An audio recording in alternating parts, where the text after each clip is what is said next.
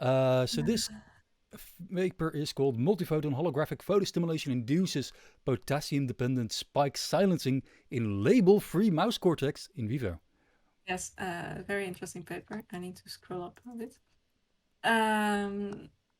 Yes, very interesting paper on bioRxiv. It has not been peer-reviewed. Who are the authors? Stylianos Papagiannou, Johan Zakrison, Tatjana Kuznetsova, and Paolo Medini. Oh, it's from Palamini. Paolo Medini's lab. Another guy. Well, I know of that guy. I know his name. So yes, they tested a technique that is used a lot in multiphoton microscopy, where you use holographic stimulation to excite specific cells that you can see under your microscope, and then you can see what the activity of these cells, what is their effect on the network that you're measuring. So very valuable technique. And they do this without any labeling, and they patch another cell that they're not stimulating, and then they see that that changes the firing rate. But that shouldn't happen if you don't have any labeling.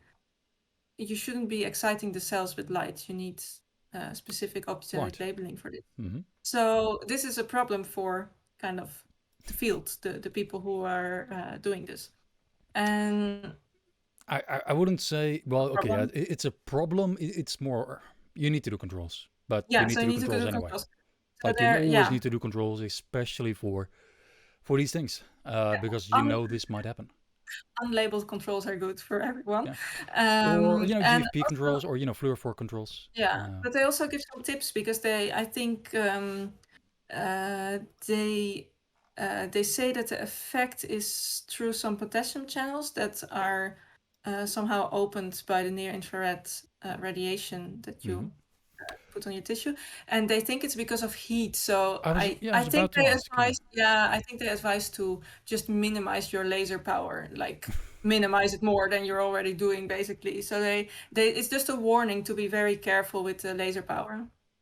Right, because I think they're not the first to demonstrate that heating up of tissue has side effects, like it activates or it silences neurons. Yeah, always. That's a pretty well-known effect. Yeah, so, but here it's clearly silencing neurons, even if you have like not even full, not even wide field stimulation, right? You have only dots of stimulation, so it's already trying to minimize the heating, but yeah, they show that you have to be very careful.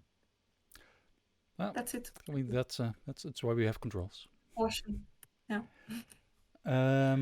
Do they say what the illumination strength maximally should be? No, I don't remember. But wait. It's a very short preprint, by the way. Yeah, it's very short, and also I felt it was a bit drafty, the writing. I mean, it's a preprint. That's okay. Yeah, it's a preprint. Yeah.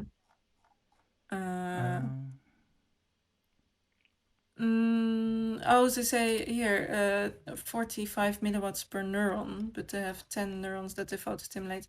I think if they only photostimulate one neuron close by the cell that they're patching, then they don't see the effect so clearly. It's only when they really photostimulate multiple neurons at the same time. And that's what I understood. Okay.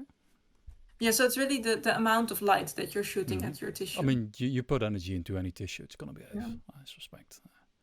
I don't think this is...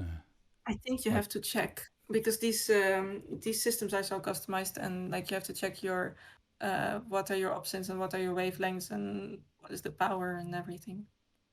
Yeah. So and then just minimize everything then after you checked.